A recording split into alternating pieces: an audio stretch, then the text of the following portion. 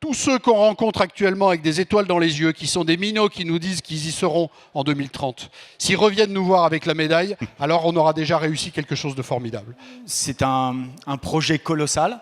C'est un projet qui est à la fois un projet d'organisation, hein. L'idée, c'est d'organiser des jeux, de livrer des jeux impeccables. Alors, personne ne doit nier non plus que nous sommes face à de très nombreux défis. Cette montagne de défis, c'est cette transition climatique dans laquelle nous sommes engagés. C'est aussi, à l'évidence, l'enjeu des ressources auxquelles nous sommes directement percutés.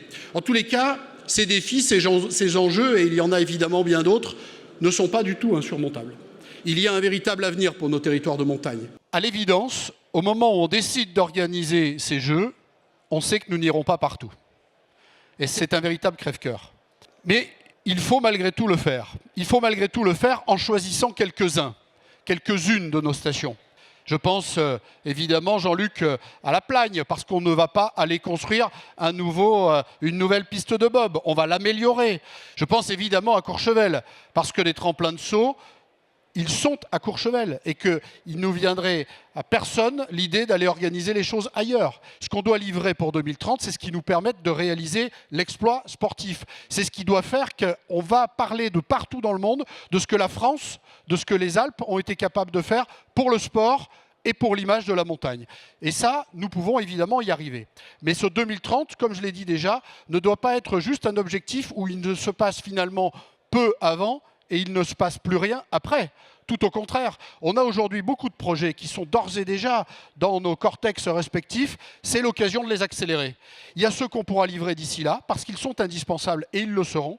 Et il y a ceux qui devront pouvoir continuer de prospérer encore après. Moi, j'aime bien avoir cette notion d'héritage aussi peut-être immatériel, et qu'on se dise que 10 ans après, comme on peut se le dire 30 et quelques années, 33 ans après les Jeux d'Albertville, c'est qu'on l'a fait, on en est fier, on est capable de faire de grandes choses en France. Comment va-t-on sécuriser ces accès à nos Alpes françaises, à nos sites, et comment faire venir, si possible, l'ensemble des acteurs, l'ensemble de nos visiteurs du monde entier de la façon la plus durable? Comment est-ce qu'on se prépare? D'abord, la technique évolue chaque jour. Il faut qu'on la convoque de manière volontaire, pour se prémunir.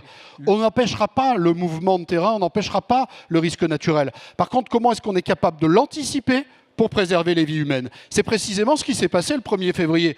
Tout le monde l'a oublié. Mais s'il n'y avait pas eu tout ce travail en amont de sécurisation, il y aurait eu des morts. Et la route aurait été coupée pendant beaucoup plus longtemps. Donc, il faut continuer ce travail-là. Et comment est-ce qu'on voyage de manière durable? C'est aussi en convoquant les autres projets de mobilité.